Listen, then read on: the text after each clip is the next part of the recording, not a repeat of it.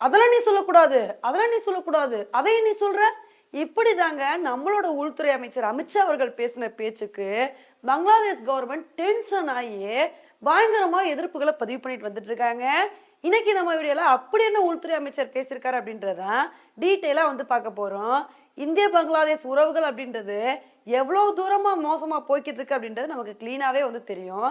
எப்ப ஷேக் ஹசீனா ஆட்சியை விட்டு வந்தாங்களோ அப்ப இருந்தே பங்களாதேஷ் வந்து நம்ம இந்தியாவை எனிமி லிஸ்ட்ல வந்து சேர்த்துட்டாங்க.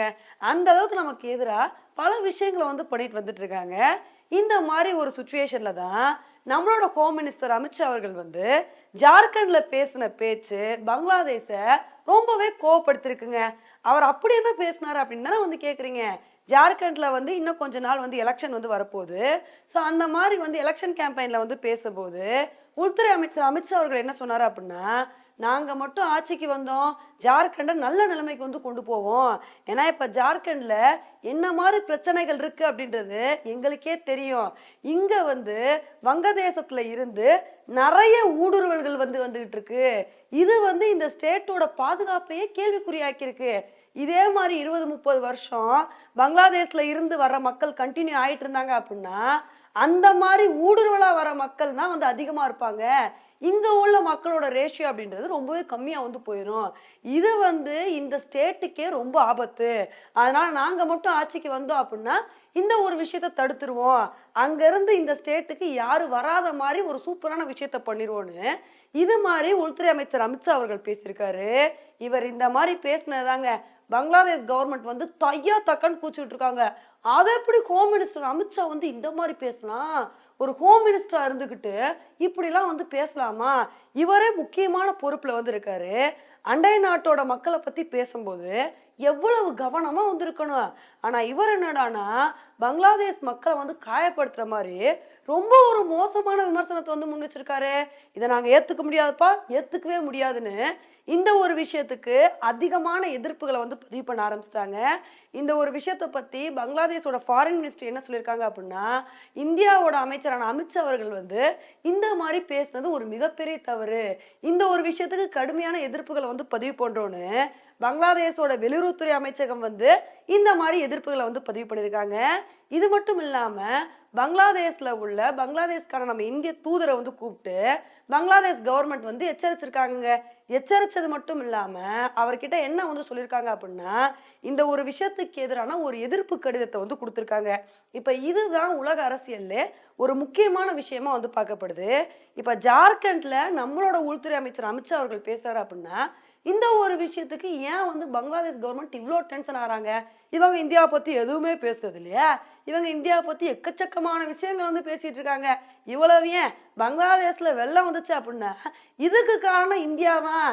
இந்தியா தான் எங்களுக்கு ப்ராப்பர் இன்டிமேஷன் கொடுக்கலன்னு இவ்வளவு தூரம் மோசமான விமர்சனத்தை வந்து முன்வைக்கிறாங்க.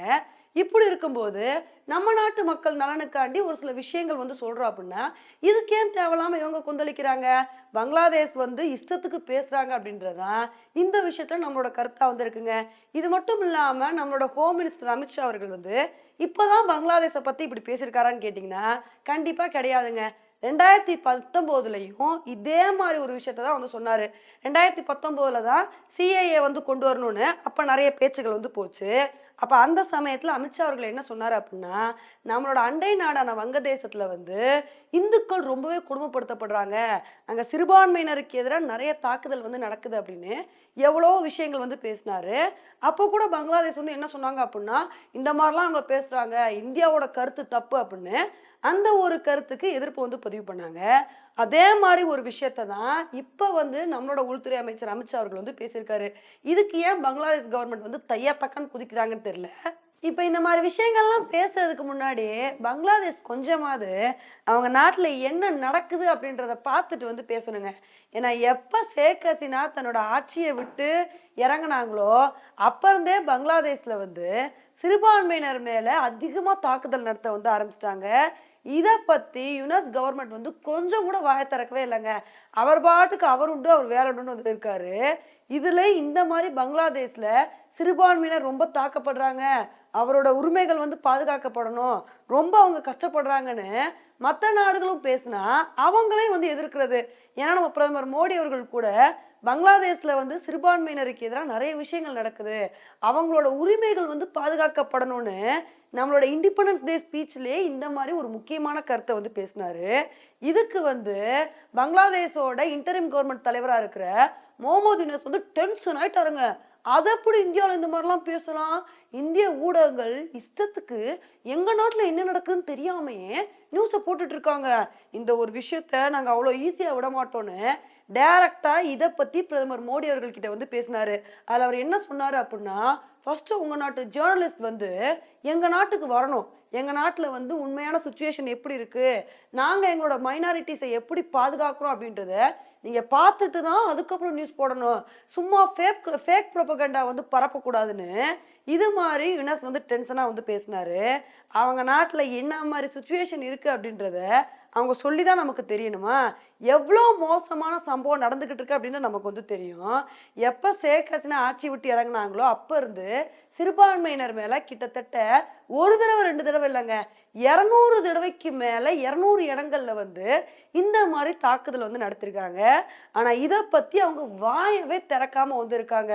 இதுல வந்து முக்கியமான விஷயம் என்ன அப்படின்னா, அங்க உள்ள சிறுபான்மையினர் மக்களும் சரி நிறைய பேர் வந்து என்ன ஃபீல் பண்றாங்க அப்படின்னா, இங்க இனிமேல் வாழவே முடியாது, நம்ம வந்து நிம்மதியா உயிர் வாழணும் அப்படின்னா நம்ம வேற நாடதான் தேடி போகணும் அப்படின்னு இந்தியாவுக்குள்ள நுழைய வந்து பார்த்தாங்க. அகதிகளாவது இந்தியால போய் வாழ்ந்துடலான்னு இந்தியா பங்களாதேஷ் பார்டர்ல ஆயிரக்கணக்கான பங்களாதேஷ் மக்கள் வந்து நின்று நம்மளோட பார்டர் செக்யூரிட்டி போர்ஸ் ஆபீசர்ஸ் கிட்ட எங்களை தயவு செஞ்சு உள்ள விடுங்க, நாங்க எங்க பொழப்புக்காண்டி வந்திருக்கோம், எங்களை உள்ள விடுங்கன்னு அவ்வளவு தூரம் வந்து கெஞ்சினாங்க.